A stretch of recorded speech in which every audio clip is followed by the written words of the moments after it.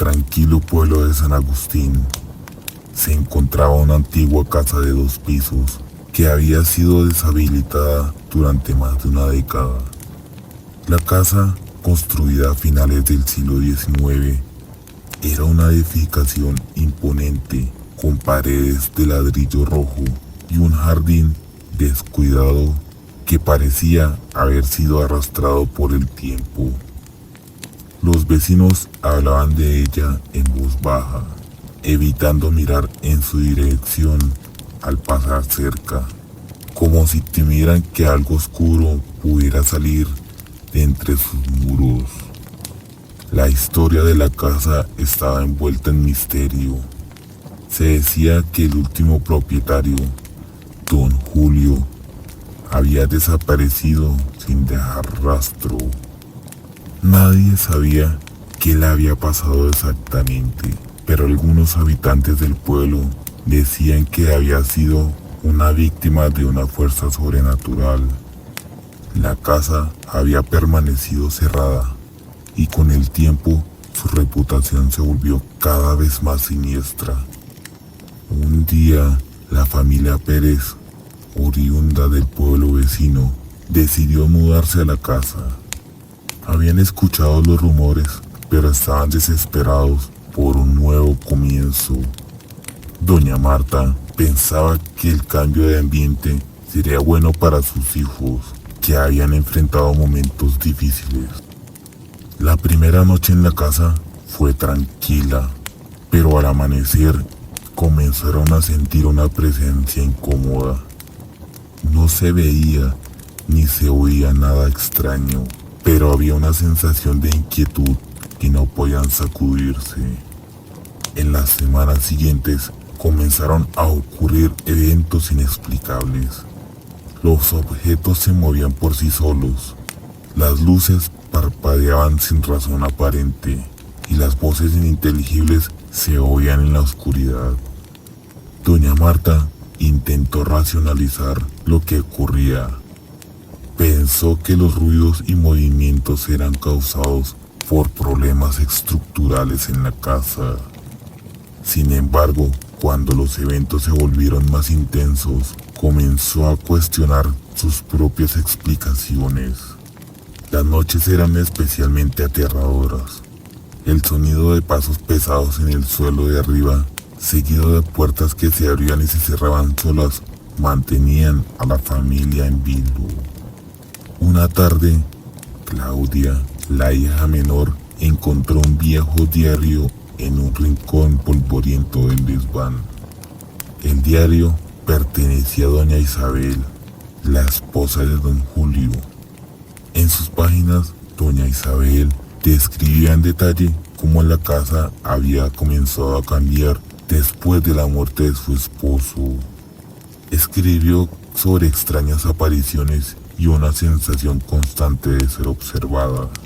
En la última entrada, doña Isabel mencionó que sentía que algo estaba tratando de comunicarse con ella y que sus días estaban contados.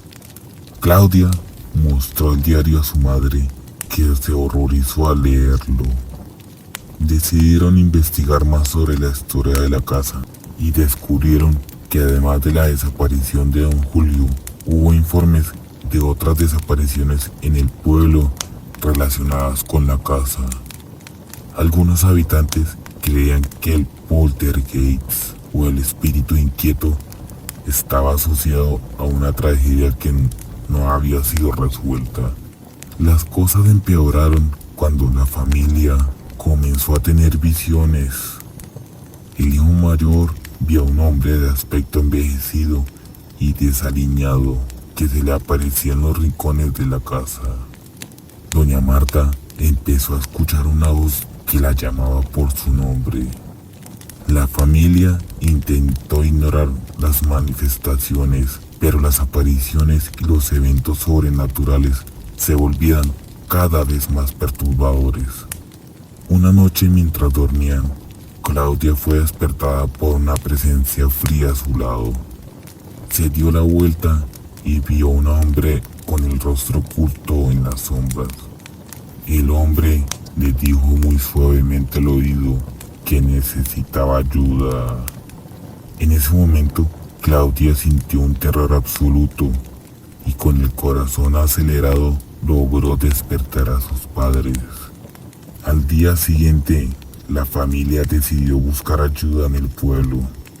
Hablaron con el anciano del lugar, don Manuel, quien les contó la leyenda completa. Según él, la casa había sido construida sobre un antiguo cementerio indígena que había sido profanado por el abuelo de don Julio. Los espíritus de aquellos que habían sido enterrados allí no habían encontrado paz y se habían vuelto vengativos. Don Manuel sugirió que la familia debería dejar la casa inmediatamente, pero doña Marta, determinada a proteger a su familia y a no ser desplazada de su nuevo hogar, se negó a abandonar el lugar. Por el contrario, decidió enfrentar este problema. Junto con sus hijos, pasaron la noche en el salón principal, intentando comunicarse con el poltergeist. La noche fue larga y angustiante.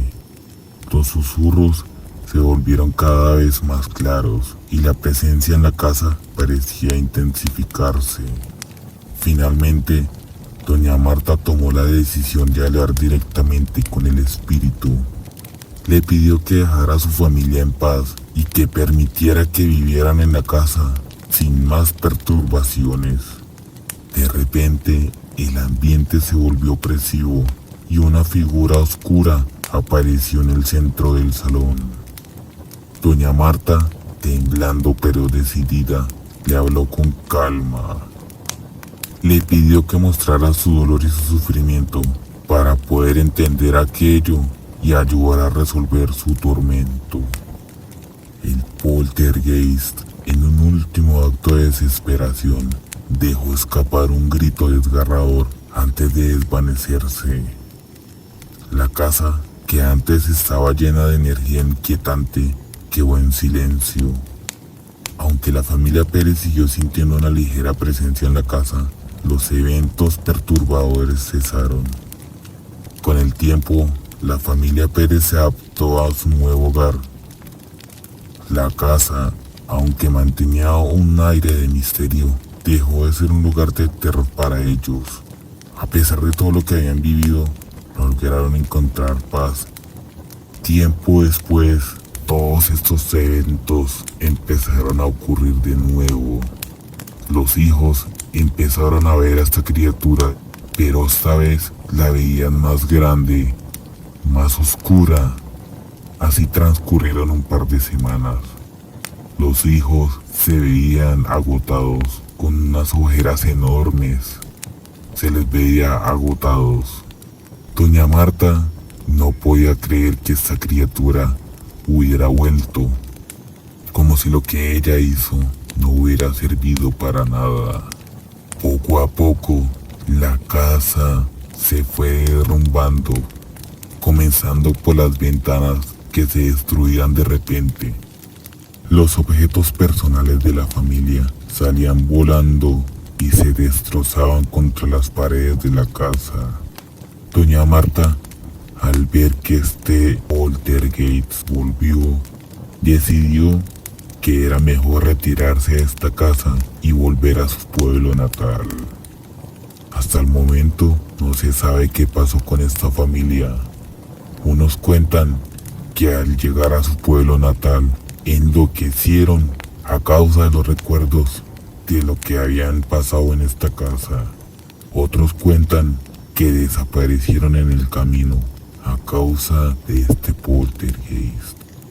Por otro lado, los vecinos cuentan que semanas después, la casa, en una noche de tormenta feroz, empezó a incendiarse desde su interior, como si el incendio hubiera empezado desde el sótano, y que minutos después, en una gran explosión, la casa voló en 1000 pedazos. Sin embargo, el terror no terminó allí. Cuentan los que vieron esto, que un momento para otro, los escombros de la casa empezaron a reunirse, como si el poltergeist estuviera tratando de construir otra vez la casa, pero que en vez de esto se formó una gran montaña de escombros. Al terminar la tormenta, increíblemente, la casa no se había reconstruido, pero en su lugar lo que sí se formó fue el antiguo cementerio que habían profanado para construir esta casa. Buenas noches y descansen en paz.